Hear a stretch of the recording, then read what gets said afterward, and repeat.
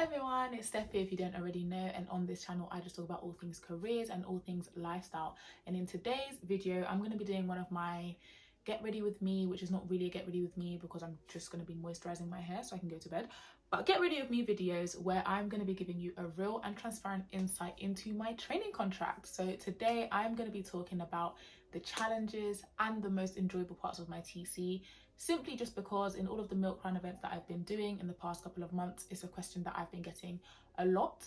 I understand that for a lot of aspiring applicants, it's really important to have a transparent understanding of what the job is actually like. So I hope to be as honest as I possibly can and give you as much information as possible so that you can make an informed decision. Now, if you like this kind of content, please do make sure that you like, comment and subscribe. And if you're interested in how I go about my hair kind of moisturizing process, I will as ever be using my plant-made products.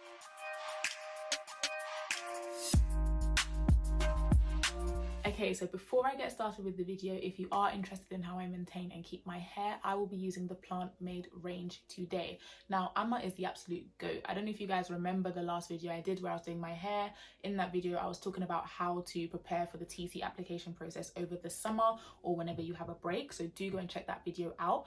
But this is how long my hair was in that video, and look at how long my hair is now. Like, I really do feel in the past, like, what, 5-6 months, like my hair has definitely grown a good 3-4 inches and I've retained the length. So I'm really happy with that. So I am sticking with Amma's products because I love them. But yeah, let me actually get into the video because that's what you guys came for, not for my hair. So okay, so I guess before I kind of dive straight into like the best bits and the worst bits of my TC so far, it will probably be helpful to just give you a quick overview about where I am. Also, just for your, like, in case you're wondering why she's not moisturizing her whole hair, basically the ends of my hair dry out really quickly in winter, so the top bits of my hair are still actually quite moisturized. It's more just the ends that need to be moisturized, so that is what I'm focusing on today, the ends and the scalp. But anyway, where am I in my TC so far? So for those of you who don't already know, I'm currently a second seat trainee. I sit in, well, I have a split seat, so I half sit in debt capital markets and then I half sit in structured finance. Both really cool teams, absolutely love it. Both fall under capital markets, so that's why I say I'm a second seat trainee in capital markets. And I'm about, I guess, just over like halfway through my second seat, so I'm about 4 months in now, coming up to 4 months in. And it's been really good so far. I've absolutely loved this seat.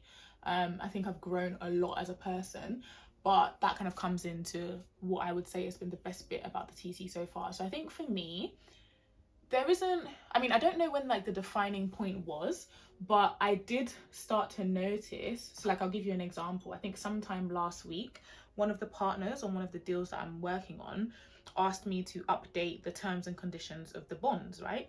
Bonds are just the debt instrument that we use in capital markets to allow issuers to raise funds. And the terms and conditions of the bonds basically just govern how the bonds are going to be like used, if that makes sense. So it was my job to update the terms and conditions, which is a pretty big deal. It's something that associates normally do. So the fact that I was kind of being asked to do that and I was being trusted to do that was a pretty big deal. And the guidance that the partner kind of gave me, they weren't, I don't know how to explain it. So when you're in your first seat, you're, depending on who you have as like a supervisor or who you're working with, you can be handheld quite a lot and you might not even realize it. And by being handheld, I kind of just mean that like the instructions will be very clear. It will be very much kind of like, okay, do step 1, and then once you finish step 1, do step 2, like that kind of thing. Whereas as you get like further up in your understanding, like in your level of understanding and all that kind of stuff, there's an expectation that because you've seen something before, you probably don't need as much explanation, purely just because you should maybe have a bit more of an understanding as to how it works, right? And obviously if you need to ask questions, you can, but the point is the more that you do something, the better that you should be at it, which I think is a very fair kind of assessment or a fair assumption or whatever. So I was asked by this partner to kind of amend the draft of the terms and conditions of the bonds, and this was following a kind of commercial call, all parties call that we had that very day, and I was on that all parties call. So again, the expectation was kind of that like I was listening on the call, I was taking minutes, I was taking notes, and I kind of had an understanding of what it was that I needed to do. And the partner did give me some guidance. They did put some bullet points in the email and kind of say, oh, these are my thoughts, this is what I want you to include. They should all be pretty fairly standard. But if there's any like kind of drafting points that you're not too sure about, just kind of ask or whatever. So I was like, okay, sure, fine. And obviously when the email came in, like I literally just like glanced at the email and was just like, okay, like this should make sense. Like the guy has put in bullet points of what I'm supposed to do and has asked me to basically update a document that already exists. Like it can't be that hard, right? But then by the time I actually got round to coming to do the work, because obviously I was doing other work before I got started on this, I had to read through like the bullet points again, and I was literally just like, wait, I don't know if I understand what I need to do. Not in the sense that I didn't understand that I needed to update the document. I knew that that's what I had to do. But like, because the points weren't, like I said, in your first seat, you can be kind of like handheld a little bit. So because the bullet points weren't like, oh, delete this phrase, add in this phrase, whatever, I was like, oh, crap, I actually have to think now. Like I actually have to figure out how to redraft this and make sure that everything still makes sense and like we're given the right kind of obligations and all that kind of stuff. So like I actually got to be a real lawyer for a little bit, do you know what I mean? So I would say moments like that, like I say all of that to just be an example of the fact that recently, or to be honest, ever since I think like the end of my first seat, I think so since the last month of my first seat, I've been having more and more moments like that, more and more moments where I am being treated as if like I actually know what I'm doing, like I'm actually a valued member of the team. And I think for me, that's probably one of the most enjoyable things about the training contract so far. I'm conscious that this looks crazy, but honestly, this is how I get such lovely long hair, so I'm gonna keep doing it. But I think, yeah, for me, that's probably been the most enjoyable thing that I have noticed on the training contract so far. And I'm noticing it more and more, like I'm getting more and more responsibility. I'm getting more and more kind of similar requests like this from partners where they're asking me to do things. And one thing that I've come to learn is that partners will only ask you to do something if they actually think you can do it, because in all honesty, like they don't, whilst you're obviously there to train and all that kind of stuff, 9 times out of 10, like they only want to give you the work that you actually can do. So once you prove that you can do something, they'll give you more of that work, right? So the fact that this partner kind of trusted me to be able to do that, that was a really, really enjoyable moment for me. And I think it kind of highlighted to me that like this job is exactly what I expected of it. It's something that's pushing me, it's something that's challenging me, but it's something that I'm able to do. So I think for me, that's definitely been like the most enjoyable part of my TC, albeit not necessarily like a specific moment. It's been a series of moments, but you kind of get my drift, right? That's what I've actually enjoyed so far. Now to the most challenging aspect of the TC so far. And remember, like I said, this is a purely like honest and transparent video. I want you to walk into this industry with open eyes. Like I don't want you to think that it's all a bunch of roses and we just get paid loads of money and everything is great. Like sometimes it gets hard. And I think for me, the thing that has been most challenging, in all fairness, it's something that I've been kind of battling with outside of the law. So it's only right that I just kind of manifested in my work as well. I don't think this was particularly something that was like the fault of the legal field or anything like that. But my confidence and my imposter syndrome, that is something that has been really, really difficult for me. I even remember in my first mid-seat review, so at the firm that I'm at, we get reviewed every 3 months as trainees.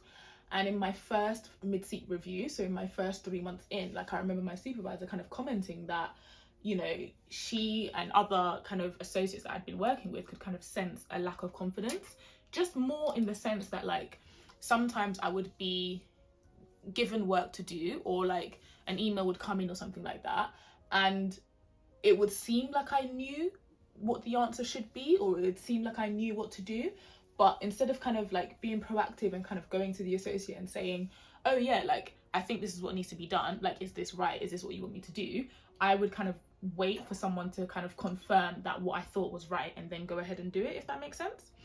And for me, like when I was told that, I kind of already knew that that's what I was doing, but when I was told that, I kind of like, I went away, I thought about it a little bit more, and I came to realize that it just stems from this whole like imposter syndrome thing. And for me, one of the ways that my imposter syndrome tends to manifest is that I kind of sell myself short. I'm damn good at being a trainee, if I'm being honest. Like I'm actually good at what I do. I'm good at, well, at least I'm hopefully good at being a lawyer, which is why I'm in this profession, right? Which is why I'm in this industry, it's why I'm training. But I don't always believe that I can do it. And it's not because anyone's told me I can't do it or anything like that. I guess it's probably just a series of, you know, environmental factors, childhood factors, all that kind of stuff that has led me to this point. But there will be times where, like, okay, let me give you an actual example. There was one time when, again, another partner, different from the partner that I was talking about before, asked me to review a particular piece of work that a client had sent over. So just for like your context and your understanding, in this particular deal, we were acting for the client as reviewing counsel. So we weren't drafting anything, but we were just reviewing all of the documents that came in to make sure that the client would be happy with it or whatever. So this partner asked me to do it, and this partner was actually on holiday at the time. But obviously, poor partners, bless them, they're never really on holiday, are they? Like, they still obviously have to oversee, because I'm not a qualified lawyer. So if I'm being asked to do something, I still needed to be able to have access to the relevant like lawyer on the case to be able to get them to check my work, kind of thing. So they'd asked me to do this particular thing, and again, it was something that I'd actually not done before. I'd kind of seen the documents, but like just because I've not done the actual task before, I didn't know if I was going to be right in what I was doing. But when they asked me to do it, my first thought, I promise you, my first thought was literally like, oh my gosh, I am going to like mess up this whole relationship with the client. The client is going to hate us because I'm not going to be able to do the work properly, and like I'm going to send them something that's wrong, and then they're just going to like quit the firm, and like it's just going to be an absolute disaster. Like, that is how drastic my thought was. And I think when I had that particular thought, like I had instances before where I'd kind of doubted myself, but like that one was so drastic that I was just like, okay, whoa, Steph, you're actually not bad. Like, you're not bad at this job. They would not have given you a training contract if they thought you were that much of a train wreck. Like, you just can't be that bad, kind of thing. And in my, I don't know if you guys have watched it, but if you haven't, you really should. In my interview with Chidi, she did mention, like, in terms of her tips for managing imposter syndrome, use logic, like use reason.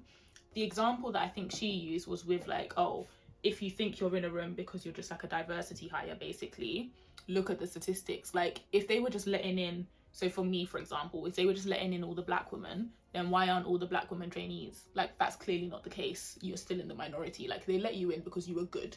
They let you in because you met all of the requirements that they wanted you to meet as an applicant, and they let you in because you were damn good at what you were doing.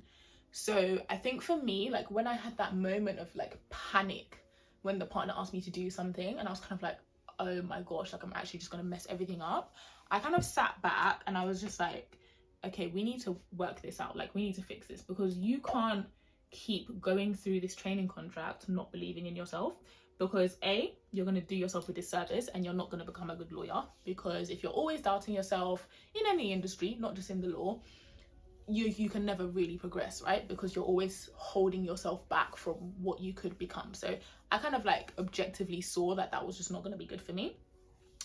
But then I also realized that having that thought is probably what was going to stop me from producing the best work product that I could produce.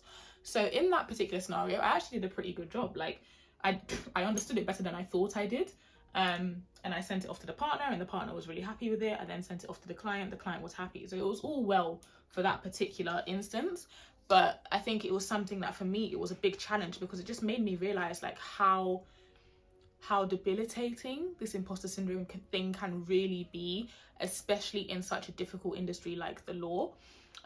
So I say all of this to just be like really open and honest with you, because like a lot of the time, especially in my Insta DMs, do go and follow me on Insta if you don't already, I get people like DMing me and saying things like, oh, you seem like such a confident black woman and this, that, whatever. And I honestly love, like, if I'm inspiring you to be confident as a woman, as a black person, as an aspiring solicitor, whatever, like if I'm aspiring you to be confident, then that's great. That makes me really happy. But I want you to know that it's actually not always easy for me. Do you get what I mean? And I think that has probably been one of the most challenging things that has come to light during the course of my training contract so far, because it is something that in the beginning, so like in my first mid-seat review, like I said, it was definitely holding me back because it's a point that my supervisor raised. But even outside of that, like it's just something that it's not a nice thing to kind of have to battle with mentally, knowing that you are good enough to do something but just never being able to believe it. Like, it's not easy at all. So yeah, that is really just a whistle-stop tour of my kind of challenging and best times in my TC so far. I love what I'm doing so far. I love the seat that I'm in. I love the first seat that I was in as well. So I think I'm in a really fortunate position in the sense that I have been enjoying and have enjoyed my training contract to date. But it isn't always a piece of cake. It isn't always easy. And I just wanted to come here with this real talk episode to just let you know that there are people out here that you can go and talk to when it isn't easy. In the times, so especially in the time when it was kind of challenging for me and I broke down and I was just crying, I messaged, so in my firm, when you join the firm, you get assigned to a trainee buddy. So that is someone who, I think they normally try to give you to someone who's just like one seat above you. So my trainee buddy was in the second seat when I joined. But I don't know if that's always the case. But yeah, you get assigned to a trainee buddy. And I messaged her and I was just like, sis, I'm going through it. Like, I just feel like I'm getting everything wrong. I don't know what to do. And fortunately for me, that particular person had also done a seat in capital markets. They'd actually also done the seat that I had done. So they were obviously able to kind of like help calm me down, help say, well, what is it that you need to do? Have you done XYZ for the FCA? All that kind of stuff. So that was really, really helpful for me. But even if you don't have access to someone who has like done the exact same thing as you, there is and there should be a really supportive kind of trainee network, and also just culture in your firm where there are people that you can speak to if you're ever going through something like that. So again, I say all of this to say that there will be challenging moments within your training contract. If you're already like an associate and you're past that stage, like, please do, if you feel comfortable, share some of your most challenging moments down below. But I think what would also be helpful is if people start sharing how they overcame them and like where they found support for them. Because again, like, whilst this is an open and transparent conversation, I do want you to know that like really good firms have a supportive culture whereby you don't go through the challenging moments alone. Like, there is someone to help you, there is someone to support you, and you will get through this and you will become an amazing lawyer on the other side. So that is my real talk for today. I'm gonna finish off moisturizing my hair now so that I can go to bed, but hopefully this has been really, really helpful for you. If you like this kind of real and honest content, please do make sure that you like, comment and subscribe, and give me a follow on Instagram, like I said, because I do a lot more content over there. But for now, I'll be back again with another video soon.